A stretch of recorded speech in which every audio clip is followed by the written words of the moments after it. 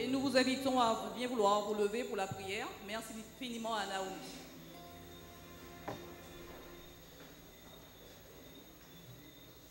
Notre Dieu, notre Père, nous voulons te remercier infiniment pour déjà cette journée. Elle a été bonne pour certains, moins bonne pour d'autres, mais tu as permis que nous soyons ici ce soir afin de pouvoir te chanter, te louer, te psalmodier. Merci infiniment pour tout cela. Merci pour ce que tu as déjà fait pour nous, pour ce que tu feras encore pour nous, pour les paroles qui sortiront de la bouche de ton serviteur et qui viendront juste vers nous, Seigneur Jésus, qui tomberont sur nous en rosée de grâce, de bénédiction. Merci pour ton amour envers nous et garde-nous en ta paix. Hâte les pas de ceux qui ont à nous rejoindre et qui arrivent sans incident.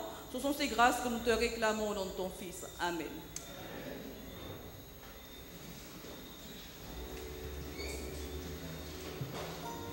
Frères et chers amis, bonsoir.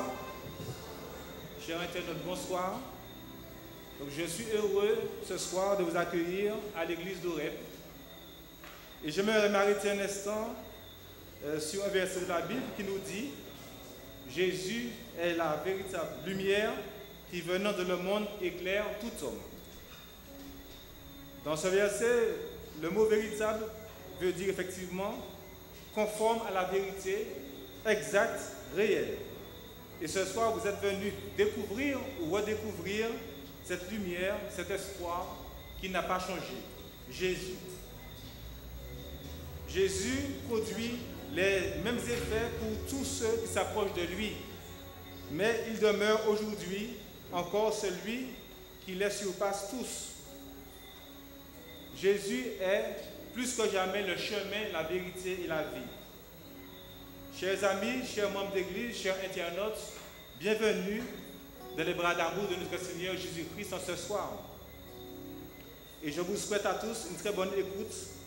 Et ce soir, ouvrez-lui la porte de vos cœurs. Bienvenue à tous. Amen.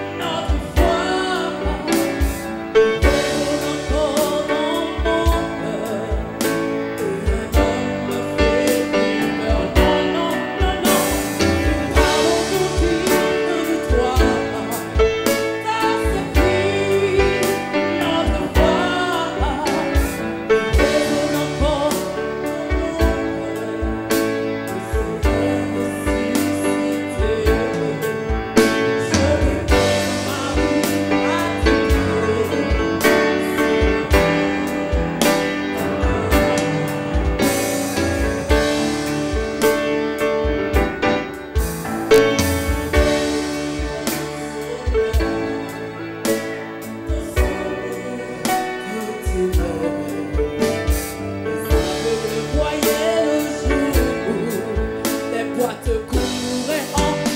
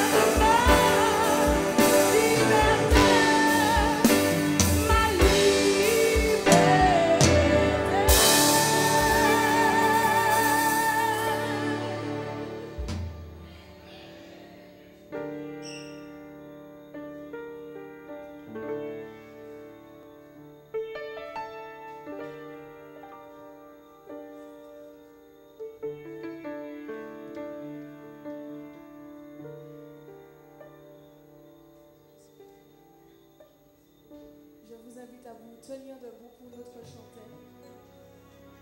Excusez-moi. Merci à Naomi pour ces magnifiques chants. Je vous invite à vous tenir debout, mes frères et sœurs. Levons-nous, brisez les chaînes.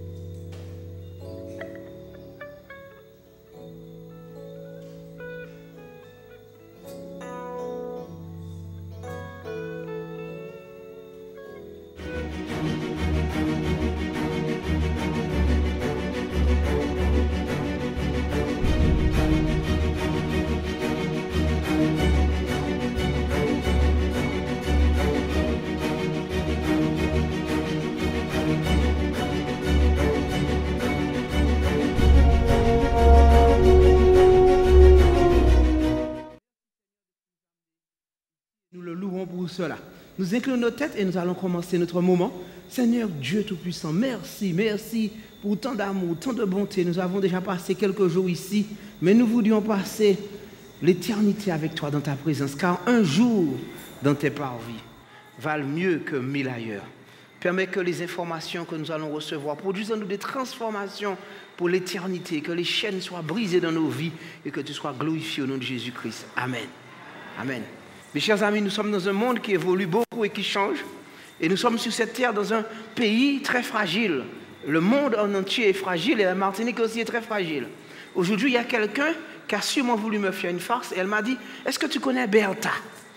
Alors je lui ai dit, pendant la Seconde Guerre mondiale, on m'a appris à l'école qu'il y avait la grosse Bertha, vous savez, c'est-à-dire un gros canon que les Allemands avaient inventé et puis qui envoyait des obus sur les camps des Français.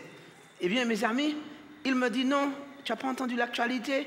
Il y a la grosse Bertha qui arrive. Bertha, c'est le nom qu'on a donné à un cyclone qui, à ce qu'il paraît, j'espère que c'est une farce, hein? Je pense que c'est une farce. C'est sûrement pour se rappeler qu'il y a 20 ans, eh bien, le 7 juillet, si je ne me trompe, il y a 20 ans, il y a eu un cyclone qui s'appelait Bertha. Mais je me suis dit, finalement, ceux qui donnent les noms au cyclone, est-ce qu'ils n'avaient pas d'autres noms pour redonner Bertha? Ça me paraissait vraiment une grosse farce. Mais si c'est une farce et que j'ai pu douter, c'est que c'est crédible. Pourquoi? Parce que nous savons bien qu'on peut en effet, en période cyclonique, nous dire que la belle maison qui a été construite, le garage, les arbres, tout ce que tu avais peut être détruit en un instant, même pour les agriculteurs. Ils viennent de planter et puis à un moment, tout est ravagé et leur espérance part. Eh bien, de nos jours, tout semble être possible. Le 11 septembre 2001, eh bien, il y a eu des tours qui ont été détruites et en quelques instants, des milliers de personnes très fortunées, en tout cas bien éduquées, sont mortes en quelques minutes. Et on n'a rien pu faire pour eux. Même les pompiers qui sont venus les sauver ont perdu aussi la vie pour certains. Mes chers amis, on est dans un monde troublé. Il y a un nouveau mot qui est entré dans notre monde qui s'appelle le mot tsunami. Avant, on ne connaissait pas cela. Et on a dû sûrement consulter des dictionnaires pour pouvoir savoir c'est quoi le tsunami. Mes chers amis, il y a tellement de choses qui se passent. On nous dit qu'il y a le nucléaire, mais maintenant, on ne sait même plus comment il faudra faire avec ces centrales qui arrivent en fin de vie. Et on ne sait pas comment il faudra faire pour pouvoir recycler le nucléaire. Est-ce qu'on va le jeter au fin fond de la mer? Ou bien est-ce qu'on va aller l'amener chez le voisin et le dire, bon tiens, le nucléaire dans le désert, qu'est-ce qu'on va faire avec des centrales nucléaires qui explosent ou qui sont victimes du tremblement de terre, comme au Japon? Ce sont des choses qui sont actuelles, ce ne sont pas des prophéties. Les îles qui sont en train de disparaître, aussi en Micronésie et les îles du Pacifique, eh bien, c'est des catastrophes énormes pour ces personnes. De plus en plus de famine, alors que du côté des pays occidentaux, eh bien, les gens sont obèses et doivent faire des régimes pour se priver. Eh bien, dans les pays, jusqu'à maintenant, dans des pays en Afrique, les gens meurent de faim. Nous voyons que ce qui avait été prédit par la Bible se réalise chaque jour et nous sommes dans un monde aussi où de plus en plus il y a des moyens de communication. Je ne vais pas citer les noms parce que chaque soir, il semblerait que presque je fais de la publicité pour eux, mais il y en a tellement qu'il faudrait une liste et des heures pour citer tous les moyens, toutes les applications qu'on nous donne pour nous distraire, nous amuser, pour nous occuper. Mais il suffit que le bouton sur lequel on appuie, l'électricité n'y en ait plus, et on réalise qu'on est bien isolé sur cette terre. Et même si votre Facebook, WhatsApp, ou Snapchat, etc., fonctionne, en fait, tous les amis que vous avez, vous réalisez que ce sont des amis virtuels, parce que lorsque le médecin dit qu'il y a un problème de santé, personne ne peut rien pour vous. Mais même si c'est la pluie et puis un peu de sciatique, mais personne ne peut prendre votre sciatique. En réalité, on est bien isolé face à beaucoup de dangers et de plus en plus, il y a des maladies et des problèmes. Et de plus en plus, mes chers amis, on est conscient qu'on est bien seul. Seul, entouré de beaucoup de technologies, beaucoup de personnes du point de vue virtuel, mais on est toujours seul avec soi-même, avec nos propres questions. Et ce soir, je crois qu'il y a une réponse pour vous dire, c'est le moment de prendre un nouveau départ. On a déjà erré sur cette terre, essayé beaucoup de choses. On a déjà connu beaucoup de choses, même très jeunes. Beaucoup de jeux qui sont là, des jeux vidéo pour tuer virtuellement, pour s'amuser virtuellement. Il y a des nouveaux jeux qu'on propose aux enfants et on leur dit des défis, des challenges. Et le but, c'est d'arriver à la fin qu'ils puissent se suicider. Vous imaginez? La mort devient même un jeu pour certains. C'est pour cela que nous avons besoin, nous, prenant conscience des souffrances qu'il y a, de prendre un nouveau départ. C'est le sujet de ce soir. Il y a un homme qui était zélé, très zélé, mais zélé pour le mal. Acte 22, le verset 7 et 8. Son nom, c'était Saul. Il a persécuté beaucoup à mort la doctrine du Christ. Il liait, il mettait en prison hommes et femmes. C'était un spécialiste pour enchaîner les autres. Et à Damas, où il se rendit il dit, je me rendis afin d'amener liés à Jérusalem ceux qui se trouvaient là-bas et les faire punir. Vous voyez, c'est un spécialiste pour enchaîner les personnes. Et sur le chemin de Damas, rappelez-vous bien de cela, dans la vie de tout homme sur terre, il y a un chemin de Damas. Qu'il soit en bonne santé, qu'il soit riche, qu'il soit jeune, qu'il soit pauvre, qu'importe. Il y a un moment où on est seul face à sa vie et il y a des décisions qu'on doit prendre pour l'éternité. Sur le chemin de Damas. Le chemin de Damas peut être jeune, bien sûr. Ça peut être quand on a le cœur brisé. Ça peut être aussi quand il y a le chômage. Ça peut être lorsqu'on est malade ou qu'on est vieux. Toute la gloire qu'on a eue sur terre, qu'on ait été président d'un grand pays ou qu'on ait été inconnu par les autres, on a tous un chemin de Damas où on est face à soi-même. Même si on a fui pendant des années dans l'alcool, dans la drogue ou dans une forme de force physique ou mystique, ou qu'importe, ou financière, on est tous face à soi-même et sur la route de Damas. Sur le chemin de Damas. Une vive lumière resplendit du ciel et le jeta par terre. Il y a un moment dans sa vie, on se retrouve assis parce qu'il y a une lumière qui va resplendir, qui est forte.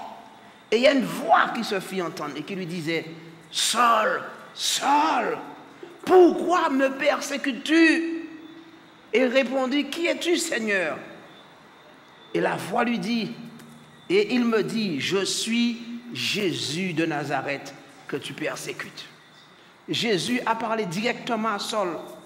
C'était un homme qui était orgueilleux, qui était fier de lui.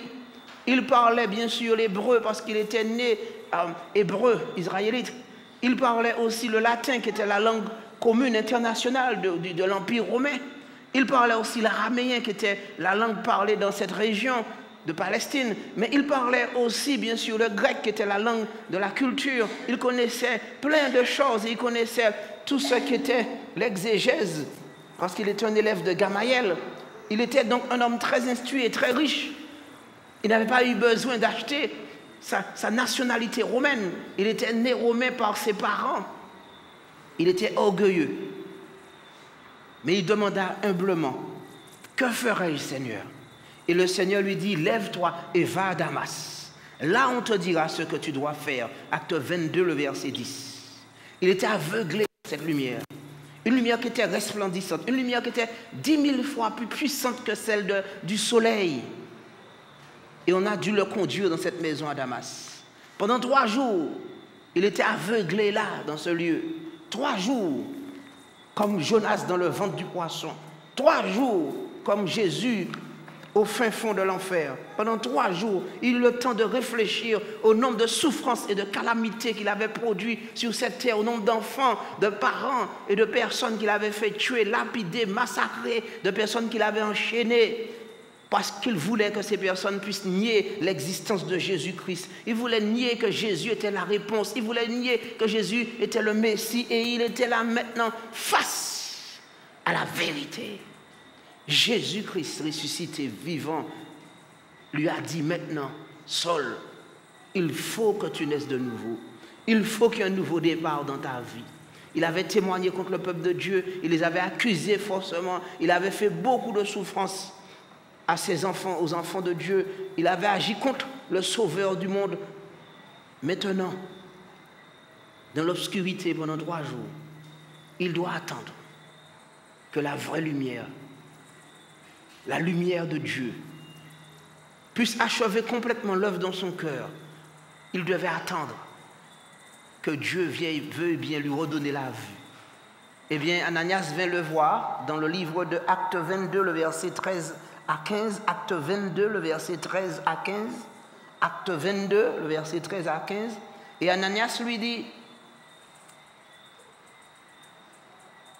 Dieu lui envoya bien sûr un prophète nommé Ananias, et celui-ci lui dit, Saul mon frère, recouvre la vue.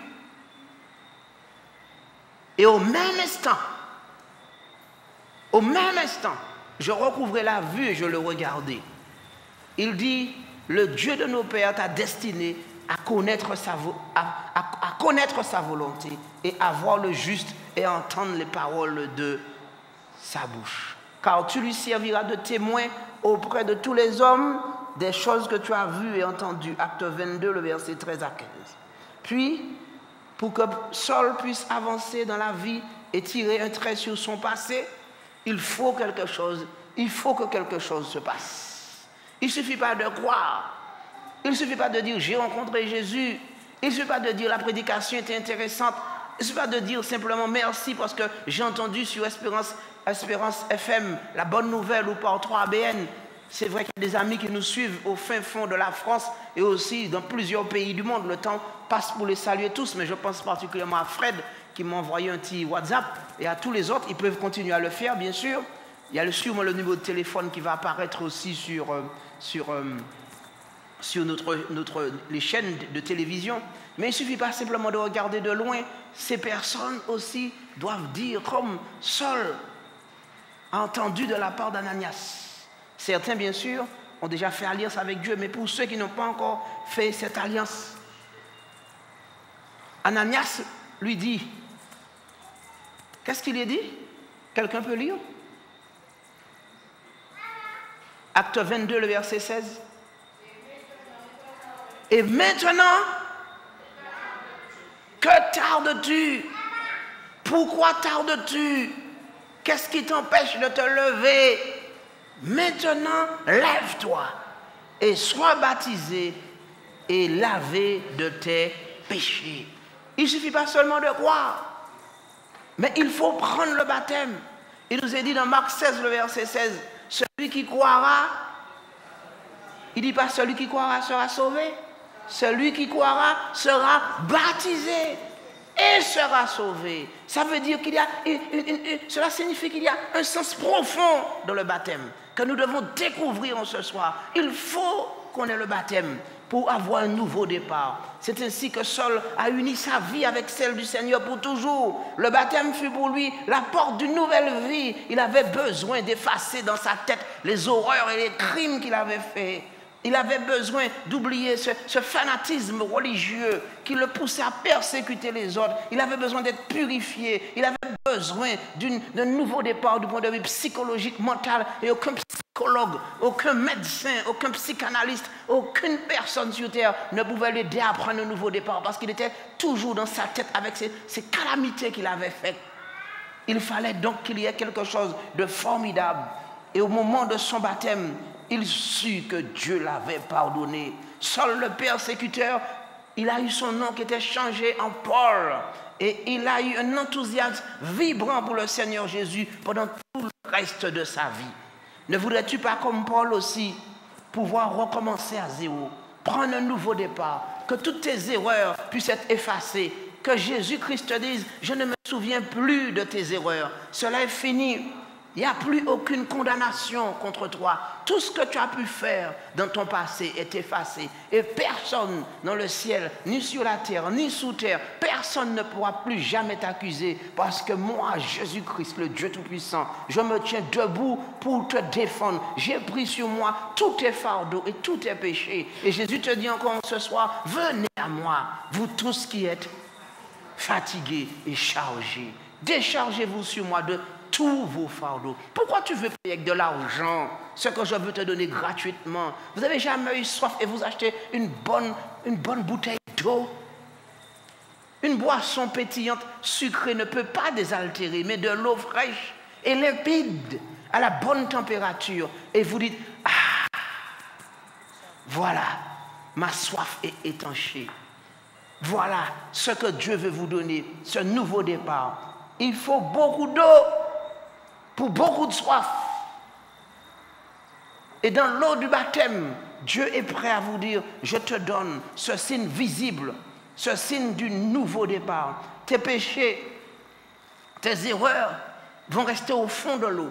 Et quand tu vas sortir, tu seras né de nouveau. Veux-tu connaître ce que naître de nouveau? Veux-tu connaître la source de la vie? Quand tu es plongé au fond de l'eau du baptême, tu as envie d'un nouveau souffle. Tu as envie de respirer l'air pur. Tu as envie de sentir à nouveau l'oxygène, mais un nouvel oxygène. Et quand tu es au fond de l'eau, tu sens bien que tu vas mourir. Il faut une main secourable qui te relève. Et quand tu ressors, tu respires à nouveau.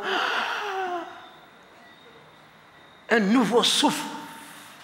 Comme le souffle qui est entré d'Adam et Ève va pénétrer tes poumons. Mais cette fois-ci, c'est un souffle spirituel qui dit maintenant, tu es né de nouveau. Tu as l'oxygène de Jésus-Christ en toi. Tu as l'Esprit de Dieu qui demeure en toi. Tu es né comme enfant de Dieu. Dieu ne te connaît plus selon la chair et le sang, mais il te connaît comme enfant de Dieu, comme chair de sa chair, comme os de ses os, comme enfant appartenant vraiment au peuple de Dieu. C'est merveilleux, mes amis, le baptême.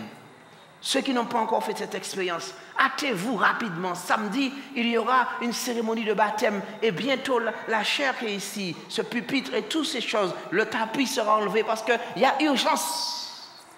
Il y a beaucoup de personnes qui ont des urgences dans cette salle et à la télévision et par la radio et qui ont besoin, mes amis, de cette nouvelle naissance, de ce nouveau départ. Ce n'est pas en mettant quelques éléments électriques sur la poitrine qu'on pourra les sauver. Mais en plongeant dans l'eau, Jésus dit, je te considère comme neuf et comme neuve. En plongeant dans l'eau, je vais t'inscrire sur la paume de mes mains. Il nous est dit dans Isaïe 49, le verset 16, pour ceux qui veulent bien lire avec moi, Isaïe 49, le verset 16. Qu'est-ce qu'il est dit dans Isaïe 49, verset 16? Gravez pour vous-même aussi ce texte dans votre esprit et dans votre conscience. Et n'oubliez pas ce que Jésus dit. Isaïe 49, le verset 16. Voici, je t'ai gravé. Je t'ai gravé. Où ça? Sur mes mains. Je ne sais pas s'il y a quelqu'un de fou ou de malade qui essaie de vous arracher de la main de Dieu. Cela est impossible. Quand il y a quelqu'un qui est déjà grand, un géant, le souffle même de sa main, si ça passe près de votre visage, vous sentez que ça peut vous défigurer. Un coup de poing de Mohamed Ali, même s'il vous rate, vous sentez le souffle et vous n'avez pas envie d'avancer encore. Le diable a peur quand il essaiera de vous toucher parce que vous êtes dans la main de Dieu et il ne peut pas venir vous chercher dans la main de Dieu. Vous êtes gravé pour toujours dans sa main et il prend attention à vous. La Bible nous dit aussi, vous êtes la prunelle, tu es la prunelle de ses yeux. Il te voit constamment. Personne ne peut toucher les yeux de Dieu et vivre. Est-ce que quelqu'un pourrait dire maintenant, je mets ma main dans tes yeux? La personne voudrait aller savoir comment la faire s'arrêter, n'est-ce pas?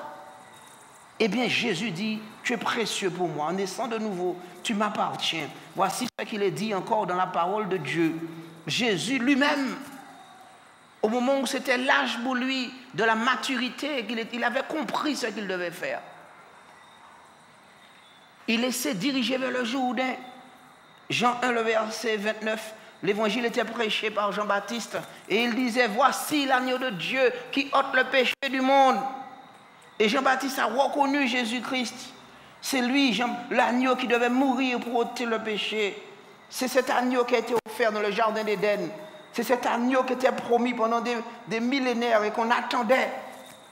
Quelqu'un qui est une nature humaine, mais en même temps la nature divine pour réconcilier le ciel avec la terre. Quelqu'un qui dirait clairement à tout l'univers, il est possible d'obéir au commandement de Dieu. Quelqu'un qui dirait Dieu est amour. Quelqu'un qui dirait on peut prendre un nouveau départ. Quelqu'un qui dirait même s'il y a eu des péchés en Adam et Ève, moi je suis le nouvel Adam. Si un parent a eu des dettes, mais qu'un enfant vient et maintenant l'enfant est capable de racheter le patrimoine, de racheter les dettes et de faire un nouveau départ dans la famille. En Israël, c'était prévu que tous les 70 ans, la terre qui avait été vendue ou qui avait été perdue, et si la famille était en esclavage, on devait redonner la terre aux héritiers après 70 ans. Jésus vient maintenant pour donner un nouveau départ à notre terre, pour donner un nouveau départ à toute la race humaine et dire, je suis là pour vous racheter. C'est pour cela qu'il est notre rédempteur. C'est pour cela qu'on dit aussi qu'il est notre sauveur. Et le prix qu'il a payé, c'est le prix de son sang, pour que quiconque veuille puisse venir et dire, oui, je crois qu'il est l'agneau de Dieu qui ôte le péché du monde. Mes chers amis, quand Jésus est venu dans le livre de Matthieu 3, le verset 14, Matthieu 3, le verset 14, Jean, quand il voit le sauveur du monde qui vient, le sauveur du monde vient pour être baptisé. Est-ce que Jésus avait besoin d'être baptisé? Jésus avait commis un péché? Jésus, quand on prêche, la prédication signifiait que Jésus était pécheur. Jésus lui-même, il se fait baptiser par Jean-Baptiste. Et Jean-Baptiste lui dit, mais non, il ne faut pas, c'est moi qui ai besoin d'être baptisé par toi. Mais Jésus lui dit au verset 15 de Matthieu 3, laisse faire ainsi maintenant, laisse faire. Jésus insista en lui disant, laisse faire. Il faut que je sois baptisé, moi Jésus. Il est convenable que nous accomplissions ainsi tout ce qui est juste. Jésus n'avait aucun péché. Et pourquoi Jésus s'est baptisé? Pour nous donner un exemple et pour nous dire, toi qui es pécheur, si moi Jésus qui n'ai pas de péché, je me baptise, à plus forte raison, toi, tu ne peux pas avoir d'argument ce soir pour dire, je ne veux pas me baptiser. Jésus lui-même s'est baptisé. Jésus, en se baptisant, il va baptiser aussi la nature humaine, même s'il était sans péché. Jésus dit, tout ce qui est héritage d'Adam est mort. Et maintenant, le nouvel homme, un exemple parfait pour nous. En Jésus, nous avons tous été symboliquement baptisés de notre nature pécheresse. Et en Jésus, lorsque Jésus sort de l'eau, le Père lui dit au verset 16 de Matthieu 3, le Saint-Esprit descend. Dès que Jésus eut été baptisé, il sortit de l'eau et voici les cieux s'ouvrir. Et il vit l'Esprit de Dieu descendre comme une colombe et venir sur lui. Et voici une voix fit entendre des cieux ces paroles.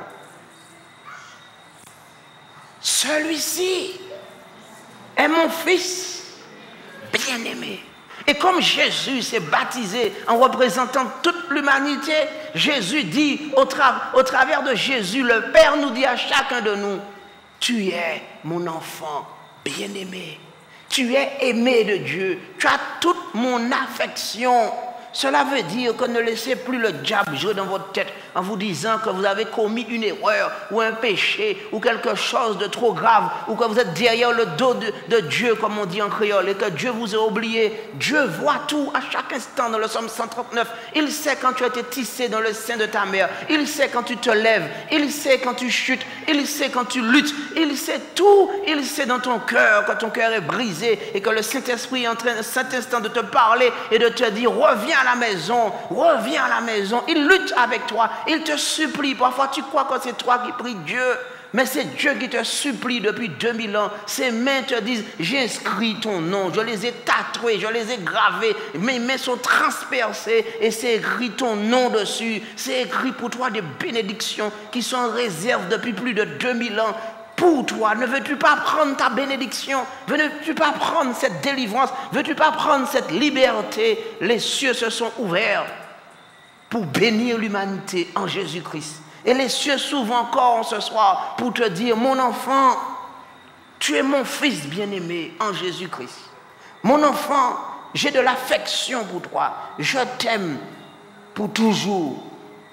Oui, Jésus est le roi de Dieu, le Messie. Et il a fait de ses enfants des chrétiens. Jésus-Christ, Christ vient de Christos, qui signifie roi, qui signifie Messie. Nous sommes ceux qui ont reçu l'onction de Dieu. Nous appartenons à Jésus-Christ et nous a donné son nom en tant que chrétiens. Maintenant, y a-t-il quelque chose qui vous empêcherait de venir à Jésus-Christ? Voudriez-vous avec moi passer quelques éléments en revue et voir ce que la Bible dit concernant ces éléments? Peut-être qu'il s'agit d'un mari qui vous retient et que vous vous dites, à cause de mon mari, je ne voudrais pas prendre le baptême. Que dira mon époux? Lisons maintenant dans le livre d'Éphésiens 4, le verset 15, ce que la Bible dit. À cause d'une situation, vous pensez que votre foyer ou quelque chose ne va pas réussir, mais Jésus vous dit dans Éphésiens 4, le verset 15, mais en professant la vérité dans l'amour, nous croîtrons en tout égard en celui qui est le chef, Jésus-Christ. Si vous vous baptisez, votre époux ou votre épouse verra un homme né de nouveau, une femme née de nouveau, et il pourra dire, voici mon foyer est béni. Jésus-Christ est prêt à installer la bénédiction dans votre foyer. Le baptême est ce qui vous manquait pour connaître le bonheur, parce que Jésus-Christ, lorsque vous êtes baptisé, il installe sa vie dans votre vie. Le problème que vous avez, il vous dit, ce n'est plus votre problème. C'est mon problème, je suis là pour toi. Comme lorsque vous allez voir le banquier et vous lui dites, j'ai une dette, il vous dit, ne vous inquiétez pas. Je prends mais le problème. Mais Jésus, il est là pour vous parce qu'il a payé à votre place. Maintenant, mes amis, Jésus est prêt à faire de grandes choses dans ta vie. Et Jésus te dit, le mari, la femme, ou la situation que tu chéris, es-tu sûr que tu pourras la maintenir sans moi? Jésus dit oui. Celui qui aime son père, Matthieu 10, le verset 37, celui qui aime son père ou sa mère plus que moi n'est pas digne de moi. Et celui qui aime son fils ou sa fille plus que moi n'est pas digne de moi. Celui qui est digne de Jésus-Christ, c'est celui qui entend la vérité et qui prend sa croix et qui me suit. Mais celui qui ne le fait pas n'est pas digne de moi. Celui qui conservera sa vie la perdra, mais celui qui perdra même sa vie à cause de moi la retrouvera. Oui, mes amis, nous pouvons croire au Seigneur Jésus-Christ et nous tourner vers lui. Il y a eu dans la Bible de nombreuses personnes qui ont vécu des situations difficiles comme Rahab. Cette femme était une prostituée et elle livrait son corps pour de l'argent. Mais lorsque les enfants d'Israël sont arrivés dans sa maison et qu'elle a compris que bientôt Jéricho serait détruite, elle a décidé de faire son choix. Et elle a dit qu'elle voulait suivre Jésus-Christ. Et Rahab fut comptée au nombre des élus de Dieu, comme il nous est dit dans le livre de Hébreux 11, bien sûr. Mais surtout, mes amis, il nous est dit dans le livre de Hébreux 13, le verset 4, que le mariage soit honoré de tous. Hébreux 13, le verset 4. Que le mariage soit honoré de tous et le lit conjugal exempt de souillure, car Dieu jugera les débauchés et les adultères. Nous ne pouvons pas être sauvés et venir à Jésus en restant dans le péché. La personne avec qui vous vous livrez à l'adultère ou à la fornication, n'est-elle pas digne de l'amour de Dieu? N'est-elle pas digne du salut? N'est-il pas temps pour vous de dire, je me marie, je mets mes choses en ordre, je veux la bénédiction de Jésus dans mon foyer? Est-ce que ce n'est pas Jésus qui va apaiser et guérir les discordes? Est-ce que vous ne voulez pas la bénédiction? Vous connaissez bien sûr le contraire de la bénédiction, n'est-ce pas? Je n'ai pas besoin de vous le dire pour ne pas vous faire peur. Mais lorsque la bénédiction n'est pas installée, c'est le contraire qui règne. Deux personnes peuvent dire qu'elles s'aiment, mais tôt ou tard, il y aura des zizanies, des conflits, parce que le mariage, c'est la bénédiction que Dieu veut installer. Il vous dit, tournez-vous vers lui, Jésus-Christ. Ne serais-je pas pour vous plus qu'un époux? Jésus est prêt à te donner de grandes bénédictions. Bientôt, mes amis, la terre va disparaître. Et le monde que nous connaissons est vanité et va disparaître. Ne voudriez-vous pas plutôt faire alliance avec le Seigneur Jésus-Christ et le laisser guider votre vie? Le Seigneur Jésus revient bientôt pour chercher tous ses enfants. Est-ce que vous êtes prêts? Est-ce que vous avez fait la paix avec le Seigneur Jésus? Est-ce qu'il n'y a pas 1% dans votre âme, dans votre conscience, dans votre vie, qui serait à l'encontre de la volonté de Dieu? Peut-être que vous trompez les gens autour de vous. Mais il est temps pour vous de vous occuper de Jésus et de laisser Jésus vous conduire. Mes chers amis, peut-être que c'est le travail qui vous empêche et que vous dites, par rapport au travail, je ne voudrais pas venir à Jésus. Mais qui est-ce qui peut assurer pour vous la bénédiction? La Bible nous dit, en vain il se lève tôt le matin, il se couche tard le soir. En vain il essaie de construire, mais il n'y a pas de prospérité pour celui qui fait ainsi. Vous connaissez ce psaume, n'est-ce pas? On va faire un concours biblique et la prochaine fois, je vais vous le donner. Dans le psaume, il nous est écrit clairement que nous ne pouvons pas prospérer sans la bénédiction de Dieu. Oui, mes amis, si vous dites, c'est le travail qui va me donner à manger, sachez que c'est Dieu qui donne l'argent au patron et que c'est Dieu qui tient cette terre en équilibre. Personne ne peut reproduire ni expliquer vraiment en réalité d'où vient la vie, d'où vient la loi de la gravité, d'où viennent les fruits. Qui est-ce qui pourrait reproduire un mango simplement? C'est la saison des mangos. Personne en laboratoire ne pourrait créer la vie. Votre vie ne dépend pas d'un être humain, mais c'est Dieu qui vous fera prospérer. Quelqu'un a trouvé le psaume, n'est-ce pas? 127. Oui, mes amis, c'est Dieu qui fait la prospérité dans votre maison. C'est Dieu qui donne la bénédiction dans votre foyer. C'est Dieu qui vous dit, si vous travaillez, ne travaillez pas en vain. Dieu en donne autant à ses enfants pendant qu'ils dorment. Si vous prenez le sabbat et si vous prenez le baptême, vous serez heureux. Si l'Éternel ne bâtit la maison, Psaume 127, le verset 1. Si l'Éternel ne bâtit la maison, Psaume 127, le verset 1. Ceux qui la bâtissent travaillent en vain. Si l'Éternel ne garde la ville, ceux qui la gardent veillent en vain. En vain vous levez-vous de bon matin et vous couchez-vous tard et vous mangez le pain de la douleur. Et il en donne autant à ses bien-aimés pendant leur sommeil. Vous vous battez pour des choses vaines. Il faut que Dieu soit là et c'est Dieu qui donne le contentement, la joie. Quand vous acceptez le Seigneur Jésus, la cigarette n'a plus de place dans votre vie, vous devenez riche. Quand vous acceptez Jésus dans votre vie, l'alcool vous n'avez plus besoin de l'alcool parce que vous êtes enivré par l'Esprit de Dieu. Donc vous êtes riche, vous n'avez pas d'argent pour cela. Quand vous acceptez Jésus-Christ, le sabbat, c'est une fête. Et quand vous venez, vous êtes heureux, plus heureux que de passer votre temps à courir ou à danser comme un pingouin. D'ailleurs, il y avait une danse qui s'appelait le pingouin. Eh bien, vous n'avez pas besoin d'imiter chaque jour une danse nouvelle et puis de rentrer chez vous. Et des fois, même un homme ou une femme abusé de votre corps et vous donne une maladie. Tandis que quand on est baptisé, on vient à l'église, on est heureux, on est dans le contentement. Notre corps se rajeunit et on est béni de Dieu. Pendant que vous dormez en paix parce que vous ne volez plus et que vous ne convoitez pas les choses des autres parce que vous êtes béni de Dieu, vous êtes dans la paix du Seigneur. Quand vous avez besoin d'une femme, il soit vous donner une femme, celle qui vous convient. Quand vous avez besoin d'un époux, vous n'avez pas besoin de mendier pour que quelqu'un vous épouse, il vous donnera l'époux qui vous convient. Dieu dit, il en donne autant à ses bien-aimés pendant leur sommeil. Dieu dit, celui-ci est mon fils, celui-ci est ma fille bien-aimée. Je saurai te donner un sommeil doux, paisible, tranquille, où tu vas te reposer. Voici, mes amis, ce que Dieu veut faire pour vous. Mes amis, il nous est dit aussi dans le psaume 37, le verset 25, tu n'as pas à t'inquiéter. J'ai été jeune et j'ai vieilli, dit David, le psalmiste. Et je n'ai point vu le juste abandonné, ni sa postérité mendiant son pain. Vous ne verrez jamais un enfant de Dieu mendiant son pain. Car Dieu lui-même a dit, ne vous inquiétez pas du lendemain. Le lendemain aura soin de lui-même. Mais chaque jour vaut la peine. Chaque jour vaut la peine. Il faut que tu te lèves désormais avec un but dans ta vie. Il faut que tu te lèves avec une identité. Il faut que tu te lèves en sachant que tu es beau, tu es grand, tu es fort, ou que tu es belle, tu es grande et tu es forte et que tu n'as rien à craindre. Le travail, tu ne dépends pas d'un patron, mais le travail, c'est l'occasion pour toi de glorifier Dieu. Comme un petit enfant qui est dans la main de Jésus, de savoir que tu peux chanter, il marche avec moi, Seigneur.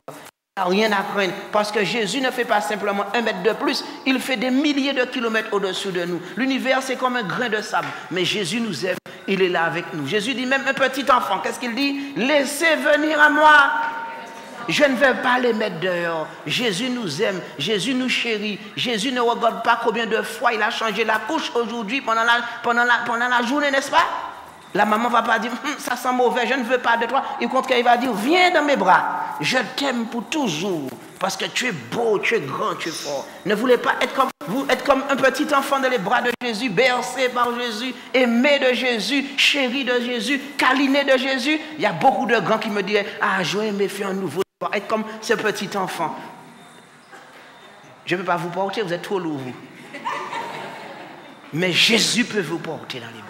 Et Jésus vous aime. Et c'est bon de savoir, quel que soit l'âge que vous avez, quand vous couchez, vous pouvez dire au Seigneur Jésus, je remets mon esprit entre tes mains. Comme Jésus a fait. C'est la dernière chose qu'il faut faire quand vous allez dormir. Ainsi, il n'y a pas de menti-menteur, ni de mentor, ni de garde des affaires, ni aucun esprit impur qui peut s'approcher de vous parce que vous dites, Père, je remets mon esprit entre tes mains. C'est ce qui se passe lorsque vous êtes baptisé. Vous dites, je remets mon esprit entre tes mains. Et le baptême fait que vous avez toutes les vieilles pensées qui sont parties. Et vous prenez un nouvel état d'esprit. Les gens qui vont vous regarder, ils vont voir que vous êtes rayonnant de joie. Et vous n'allez pas avoir mangé votre pain parce que notre Père qui est aux cieux nous donne notre pain de chaque jour. Et on ne manque de rien.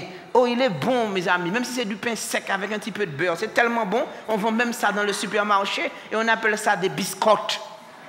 Et lorsqu'on est amoureux et qu'on mange ça avec sa petite femme, c'était les meilleurs moments, enfin un des meilleurs moments de ma vie, parce que les meilleurs moments ne sont pas finis, mais les moments fondateurs, lorsque tu es étudiant, tu manges un petit peu de pain, de beurre de soja.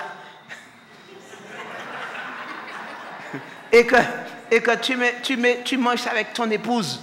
Du pain et du beurre, c'est l'occasion de se faire des petits bécons.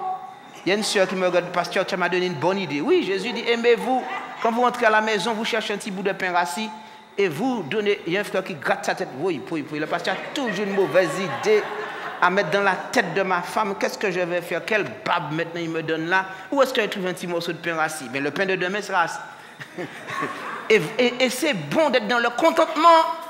Dans le contentement, mes amis, et de louer Dieu. Parce qu'on est heureux, on sait que c'est ma femme, mon mari. Il n'y a personne qui va toquer à la porte et dire mon mari, laisse-moi le sortir. Non, c'est ma femme et c'est mon mari et ce foyer est béni de Dieu. C'est bon d'avoir la paix. C'est bon de savoir que nous sommes nés de nouveau. Jésus t'aime.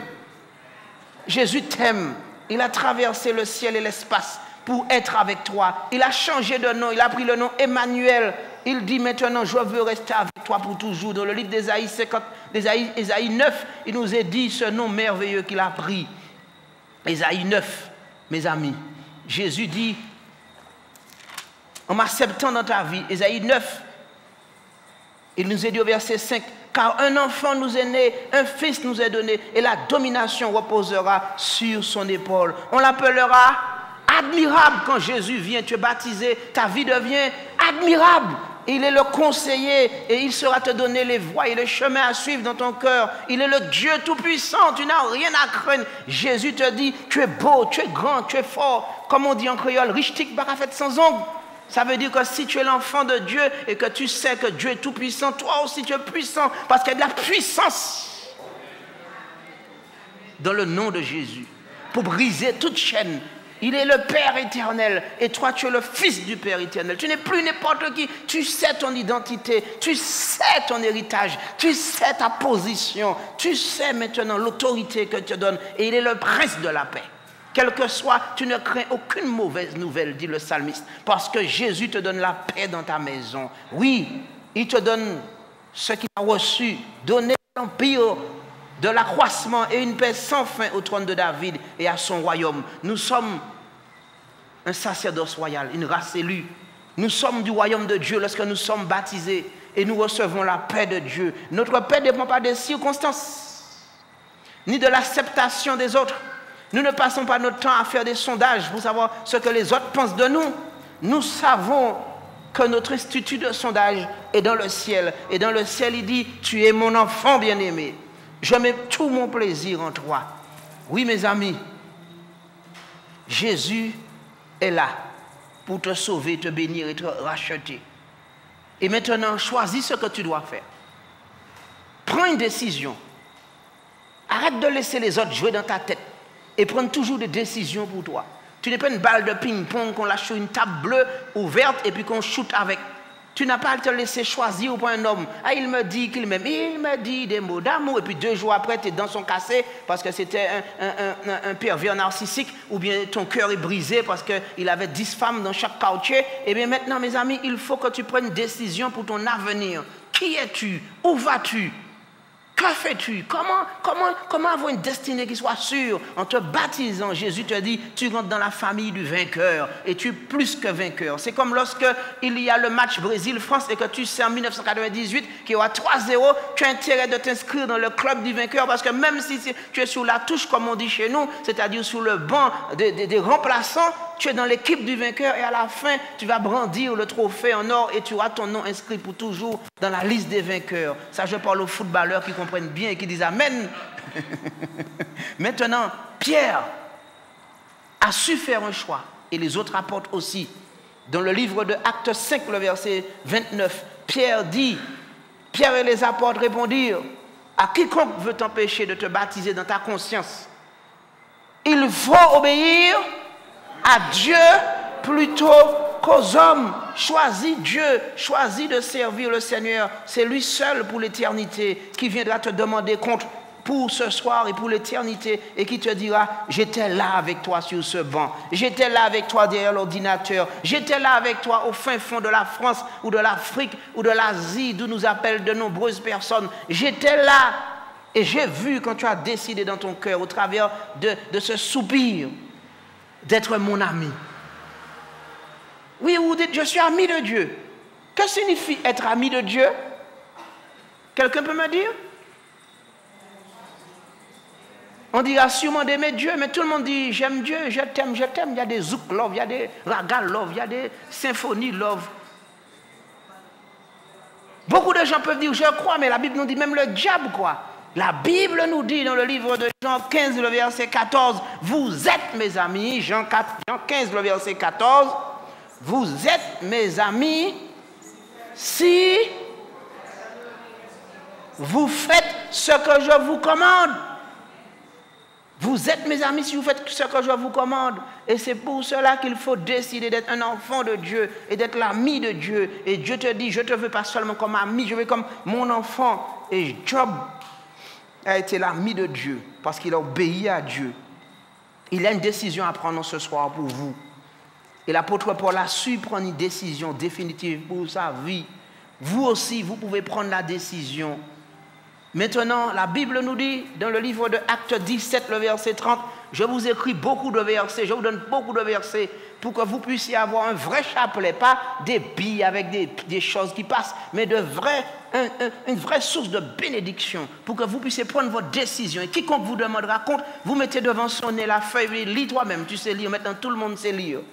Il nous est dit dans Actes 17, le verset 30, Dieu, sans tenir compte des temps d'ignorance, avant tu ne savais pas, mais tu as ouvert l'espérance, c'est vrai, et maintenant l'espérance est entrée dans ton cœur. Alléluia. Avant tu ne savais pas, mais tu as ouvert la chaîne de 3 ABN, et maintenant les 3 anges prêchent dans ton cœur. Avant tu ne savais pas, mais maintenant le message d'espérance te dit, Dieu, sans tenir compte des temps d'ignorance, annonce maintenant à tout homme, à quiconque, en tout lieu, au fin fond de la Chine, ou de l'Asie, ou même en Corée du Nord, s'ils pouvaient entendre au travers des murs de dictature, quelle que soit la personne dans le désert, dans le monde de l'islam, ou quel que soit le lieu où il serait, il faut se repentir. Il faut faire teshuva en hébreu. Il faut faire la métanoïa, c'est-à-dire passer de la chenille au papillon. Il faut prendre ta bénédiction. Ta bénédiction ne se trouve pas dans un verre d'alcool. Ta bénédiction, ce ne sont pas des solutions de facilité à court terme qui entraînent des difficultés à long terme. Ta décision en tant qu'homme, c'est de dire, je veux naître de nouveau. Les choses anciennes sont passées. Maintenant, Dieu dit, je fais toutes choses nouvelles. Je ne suis plus un système. Je ne suis plus l'esclave d'aucun homme. Personne ne peut jouer dans ma tête. Je prends une décision à la mort comme à la vie. Je vais servir Jésus-Christ. C'est ça la repentance. Parce qu'il a fixé un temps, que tu veuilles ou pas, ou que tu sois prêt ou pas. Jésus revient. Et Jésus vient, il a fixé un temps, verset 31 de Acte 17, où il jugera le monde selon la justice par l'homme qu'il a désigné, c'est-à-dire Jésus, ce dont il a donné à tous une preuve certaine en le ressuscitant des morts. Jésus revient. Es-tu prêt? Es-tu prêt à accepter le Seigneur Jésus? Voudrais-tu que Jésus règne dans ta vie et qu'il puisse installer la paix? Quand on va dans les pharmacies, mes amis, on fait la queue parfois. Les gens cherchent la paix. Un médicament qui donne la paix pour la sciatique parce qu'il pleut. Un médicament qui va donner la paix pour le mal d'estomac, qui a été provoqué par un médicament qui donnait la paix pour les rhumatismes. Qui a été provoqué par un médicament qui donnait la paix pour le mal des têtes. Qui a été provoqué par un médicament qui donnait la paix pour les yeux, etc., etc. Les médecins essaient de calmer la souffrance, mais ils ne sont pas là pour guérir les maladies. Eux-mêmes, ils seraient en bonne santé s'ils connaissaient la solution. Et voyez bien que tôt ou tard, votre médecin, lui aussi, va aller dans un lieu pour se reposer. Parfois, c'est pour longtemps, parce qu'il ne croit pas en la résurrection. Mes chers amis, il est temps pour nous d'avoir une espérance certaine. Jésus revient. Es-tu prêt? As-tu fait la paix avec le Seigneur? Ne voudrais-tu pas décider de dire, je prends cette solution qui est gratuite, cette solution qui est simple, je veux naître de nouveau. Il y avait un grand scientifique qui s'appelait Pascal. Pour les intellectuels, Pascal, tous les étudiants étudient Pascal, c'est le début de la philosophie, des connaissances scientifiques, mais aussi il était un grand homme religieux, et il a étudié la théologie, et à un moment dans sa vie, il a dit, rationnellement, comment je pourrais inviter les personnes à prendre le baptême, à accepter Jésus dans leur vie? Certains pensaient que le baptême, c'est pour les ignorants, les faibles. Mais Pascal a dit, Et ça s'appelle le pari de Pascal. Si je prends le baptême et que je suis chrétien, que j'ai foi en Dieu, eh bien, si Dieu existe, alléluia, je vais aller dans le ciel et vivre dans le paradis. Mais si Dieu n'existe pas, je n'ai rien perdu. Parce que je vais vivre une vie propre, une vie digne, une vie aimante. Je serai un bon père, je serai un bon citoyen, je serai quelqu'un de merveilleux parce que je vais respecter les principes de vie qu'il y a dans la personne de Jésus, dans ses commandements. Mes chers amis, en prenant Jésus, vous êtes gagnants. Vous ne serez jamais un perdant. En prenant Jésus, c'est le seul qui vous donne un nouveau départ. Jésus dit maintenant dans le livre de 2 Corinthiens 6, le verset 2. 2 Corinthiens 6, le verset 2. Nous vous exhortons de ne pas recevoir la grâce de Dieu en vain, verset 1. Car il dit, au temps favorable, je t'ai exaucé. Au jour de salut, aujourd'hui, je t'ai secouru.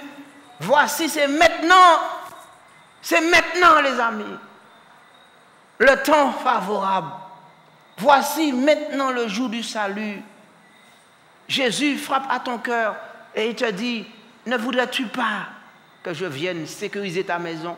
Si ce qu'on nous avait dit sur Bertha était vrai, et qu'on nous disait un cyclone qu'on n'avait jamais vu allait apparaître en Martinique pour détruire la Martinique, et que quelqu'un vous dit, je vais sécuriser ta maison, j'amène les planches, j'amène tout ce qu'il faut pour t'aider parce que ta maison va être emportée. Ou si quelqu'un vous dit, maintenant il y a un tsunami qui va arriver. Quand vous êtes en Sainte-Anne et que vous passez près de la mairie, il y a l'église qui est là aussi, et c'est marqué, au cas de tsunami,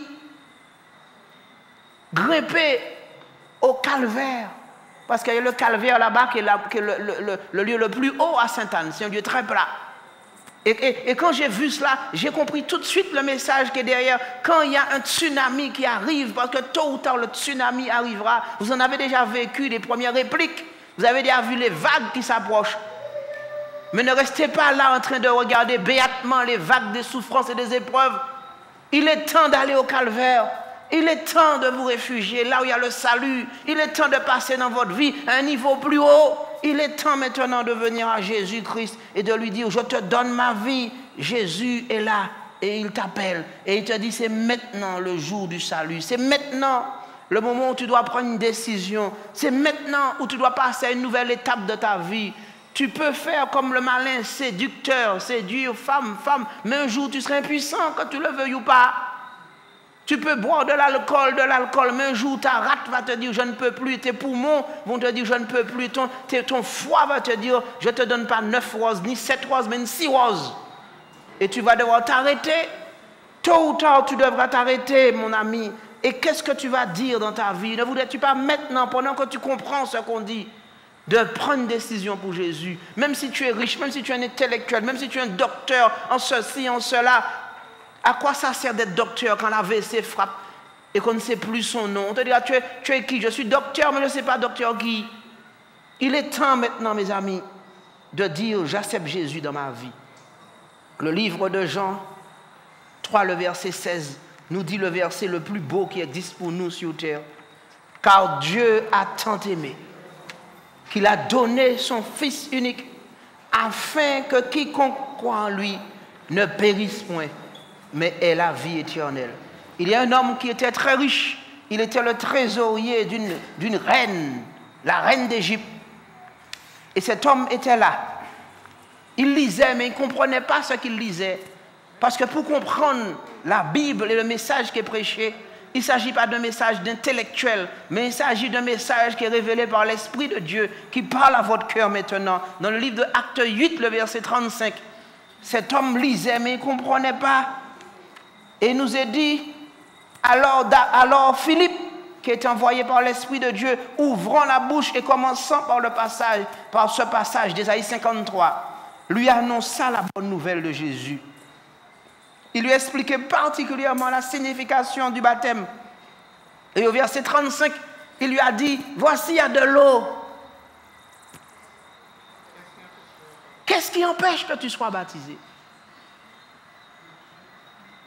Qu'est-ce qui empêche que je ne sois baptisé? Et Philippe ne pouvait répondre qu'une seule chose. Si tu crois dans ton cœur, si tu dis simplement ces mots, Je t'aime, Jésus. Je t'accepte comme mon seul sauveur et mon seul Seigneur. Tu règnes dans ma vie. Je fais allégeance à toi seul. Lave-moi par ton précieux sang. Je veux mourir au péché. Je veux prendre un nouveau départ. Je veux que tu me remplisses par ton Esprit Saint. Je veux que toutes les chaînes qui m'ont attaché, que ce soit brisé. Je ne veux plus être prisonnier d'un homme. Je ne veux plus être prisonnier de l'argent ou d'une gloire. Je ne veux plus être prisonnier de mon passé et des erreurs. Je veux avoir un nouveau départ. Et Jésus dit maintenant, comme il a dit à cet eunuque qui est un ministre, c'est le moment pour toi d'être baptisé et de prendre un nouveau départ. Acte 8, le verset 38. Alors Philippe l'a immergé dans l'eau, parce que le baptême vient de baptizo, qui signifie plonger, immerger. Certaines personnes ont décidé, pour raccourcir les choses, d'asperger les gens avec de l'eau, mais ce n'est pas le baptême biblique. Et même jusqu'au XIVe siècle, dans toutes les églises chrétiennes, on trouvait toujours, comme chez nous, un baptistère, c'est-à-dire un lieu qui était creux, bien enfoncé dans la terre, qui représente un tombeau liquide, c'est-à-dire un lieu où on va mourir et on sera plongé. Le livre de Acte 8, verset 37, il est dit, si tu crois de tout ton cœur, cela est possible. Oui, mes amis, il faut avoir une foi totale en Jésus-Christ. Comme lorsque vous avez appris à nager, la première fois, il fallait se lâcher dans les bras de quelqu'un et lui faire confiance. Et Jésus te dit maintenant, il te faut une foi totale. N'attends pas un sentiment, une sensation, comme si c'était quand tu as mangé pour la première fois une glace, ou bien comme si c'était comme la première fois que je ne sais pas quoi. Mais il faut que tu saches que les sentiments passent vite. Il faut que tu aies une foi. La foi, c'est une assurance. Je sais que Jésus m'aime. Je sais qu'aujourd'hui, parce qu'il a dit, je plonge dans cette eau et je suis né de nouveau. Si tu crois de tout ton cœur, cela est possible. Mes amis, Jésus a envoyé ses disciples et il a dit d'aller par tout le monde, de prêcher la bonne nouvelle. Il a dit de baptiser, il a dit d'enseigner en toutes choses. La première chose qu'il faut faire donc pour être baptisé, c'est d'accepter Jésus comme Seigneur et Sauveur. Il faut comprendre cet enseignement de ce soir. La deuxième chose qu'il faut faire, c'est confesser ses péchés. Et ce beau chant nous dit, la voix du Seigneur t'appelle. Es-tu prêt? Il te dit, veux-tu venir à lui librement? Jésus te dit, il faut manifester publiquement l'amour que tu as pour lui. Le baptême, ce n'est pas quelque chose qu'on fait en privé en allant prendre un bain de mer. Le baptême, c'est entrer dans le royaume de Dieu et de dire publiquement, je me marie à Jésus-Christ. Lorsqu'on se marie, vous n'avez pas accepté un homme qui dit, je me marie à toi, mais en privé.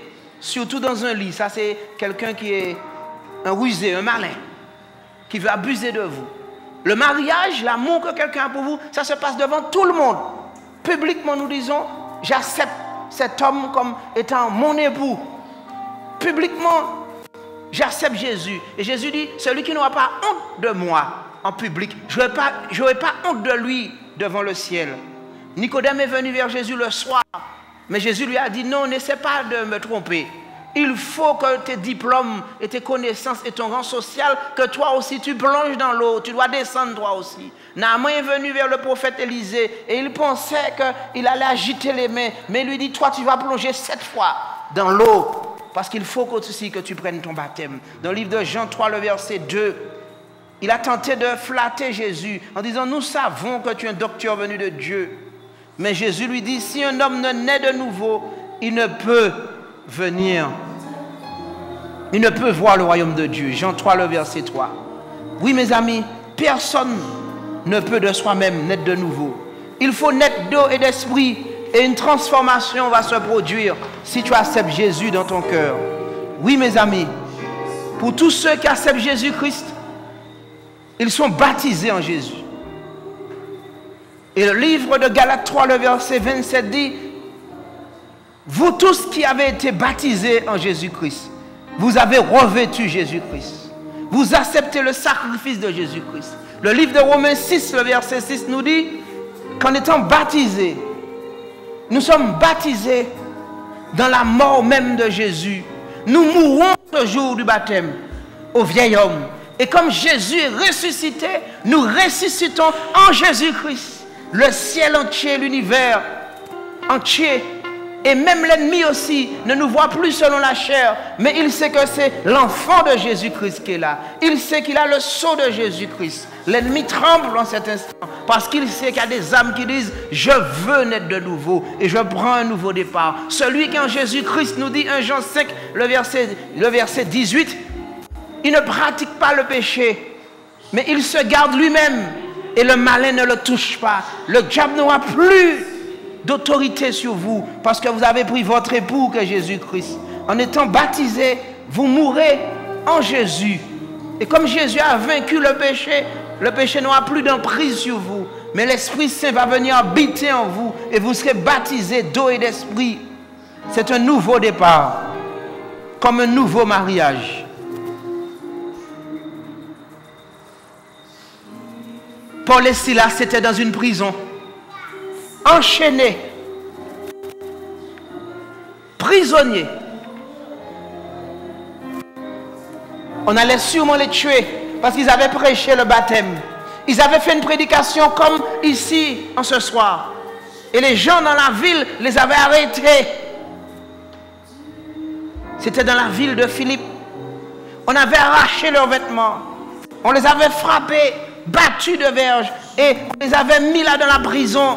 Et sûrement on allait les tuer à cause de la prédication du baptême.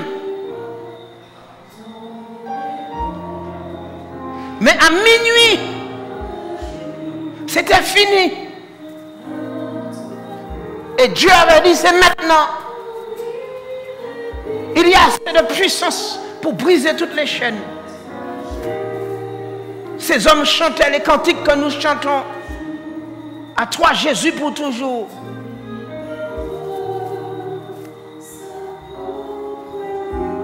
Même s'ils devaient perdre leur vie, même s'ils devaient être maltraités, même s'ils devaient être calomniés, même s'ils avaient une mauvaise réputation, ces hommes avaient décidé de suivre Jésus-Christ. Et au fin fond de la prison, ils avaient un seul époux, un seul ami, un seul baptême. Et ils priaient comme ce soir, jusqu'au bout. Je veux te suivre. Dans les bons, les mauvais jours, jusqu'au bout. Parce qu'ils avaient été jusqu'au bout. Le baptême, c'est un engagement jusqu'au bout avec Jésus. À toi pour mourir et pour vivre.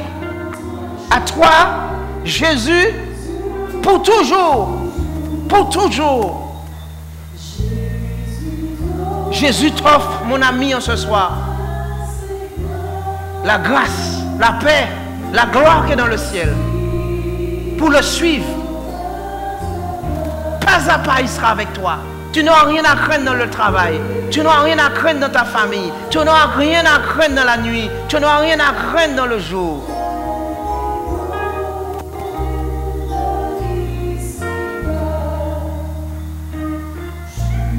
Jusqu'au bout. Quelqu'un dit cela dans son cœur? Jusqu'au bout, je veux te suivre, Jésus. Jusqu'au bout. Et dans le livre de Actes 16, le verset 28, à minuit, Paul et Silas, ils priaient et ils chantaient ces cantiques. Et soudain, il y a eu la terre qui a tremblé. Un tremblement de terre qui va ébranler les murs de la prison. Les portes se sont ouvertes et les chaînes sont tombées. Le geôlier a couru parce qu'il avait peur. Mais Paul et Silas étaient là, chantant encore à toi Jésus pour toujours, jusqu'au bout, jusqu'au bout. Même s'il faut endurer les souffrances.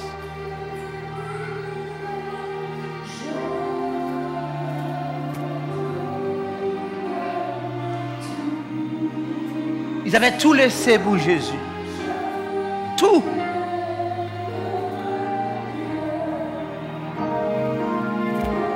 Et le geôlier les a trouvés là. dans le pardon et dans la grâce, le geôlier a pris le baptême. Le verset 33. Aussitôt, lui aussi, il fut baptisé, lui et toute sa maison. Parce que l'apôtre Paul avait dit dans le livre de Actes 22, le verset 16, « Et maintenant, pourquoi tardes-tu? Lève-toi et sois baptisé et lavé de tes péchés. » Les huissières qui sont dans la salle peuvent distribuer quelques feuilles. Et moi-même, je dois bien aimer être rebaptisé si c'était possible. Donnez-moi des feuilles, j'en ai besoin ce soir. Et il y a quelqu'un sûrement qui a besoin encore de feuilles et de dire, je veux me donner au Seigneur Jésus. Nous allons prier avec vous. Jésus ne vous demande pas, est-ce que vous pouvez? Jésus demande, est-ce que tu veux? Si tu veux en ce soir, que Jésus règne dans ta vie. Si tu veux qu'on prie avec toi, c'est l'occasion pour toi. Je veux beaucoup de feuilles parce que j'ai besoin de beaucoup de grâce. Quelqu'un dit, donnez-moi une feuille parce que je veux qu'on prie avec moi.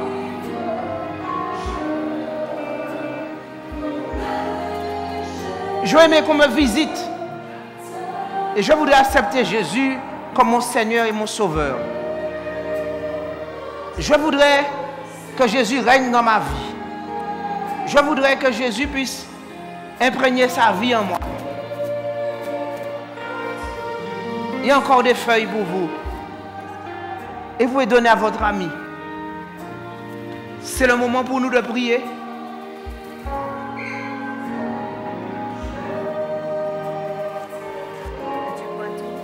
Sur cette terre, il y a beaucoup de souffrance. Mais il y a une solution qui s'appelle Jésus. Et c'est pour vous, ce Seigneur Jésus. Et c'est gratuitement qu'il dit.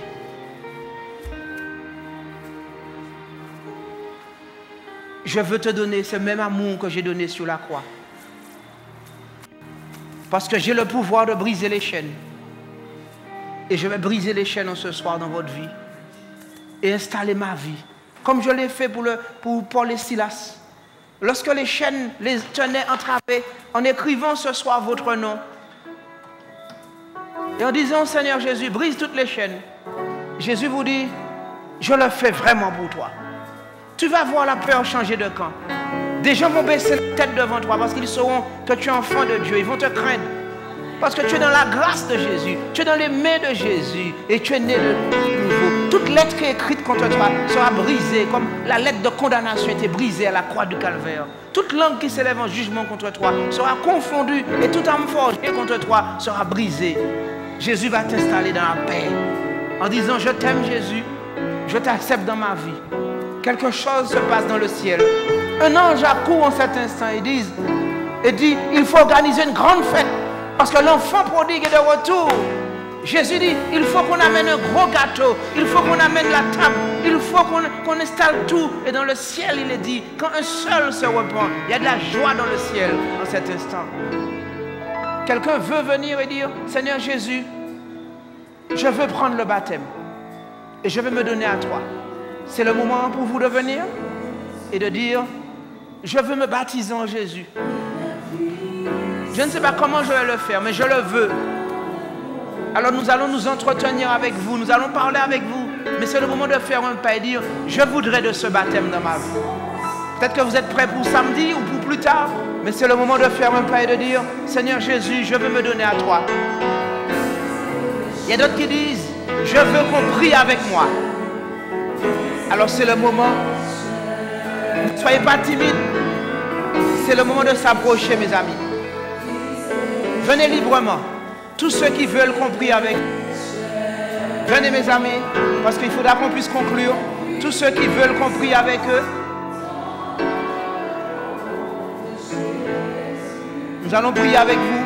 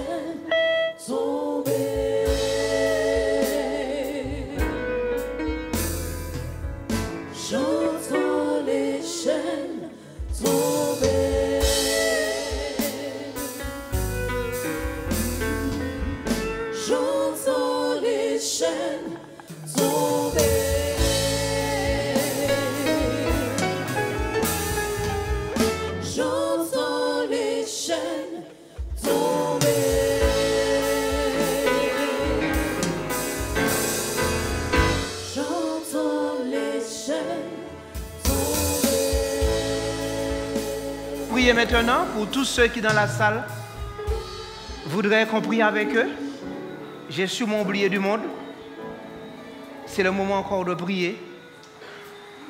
Derrière la caméra, il y a des personnes aussi qui ont besoin encore de prière.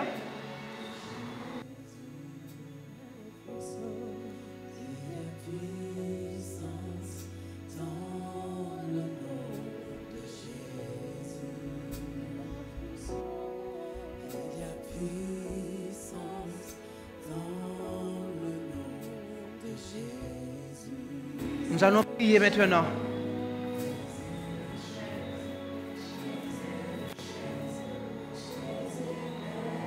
Nous inclinons la tête pour prier le Seigneur. Seigneur Jésus, toi qui as fait tomber les chaînes pour Paul et Silas lorsqu'ils étaient dans la prison, rien n'a pu empêcher que ta gloire soit magnifiée. Ils chantaient les mêmes cantiques que nous, disant la puissance dans le nom de Jésus. À cause de ton nom, ils ont pris des coups, c'est vrai. On leur a arraché les vêtements, maltraités. On les considérait comme la balayure du monde. Mais toi, tu voyais tes enfants. Ils souffraient. Et dans la prison, tu as paru et tu as dit, ce n'est assez. Il faut qu'ils aient la liberté. Il faut que les chaînes tombent. Ils ont cru, ils ont chanté. Il y a de la puissance pour faire briser les chaînes. Et ces hommes, Seigneur Dieu, leurs chaînes sont tombées. Mais il y avait un autre, comme le geôlier, qui avait des chaînes sociales, des chaînes de fonction, des chaînes de matérialisme, des chaînes ethniques, des chaînes financières, des chaînes qui l'empêchaient d'avancer. Il fallait que ces chaînes tombent. Et le geôlier, lui aussi, il a demandé qu'est-ce qu'il fallait faire. Et à l'instant même, il a été baptisé. Et ses chaînes sont tombées.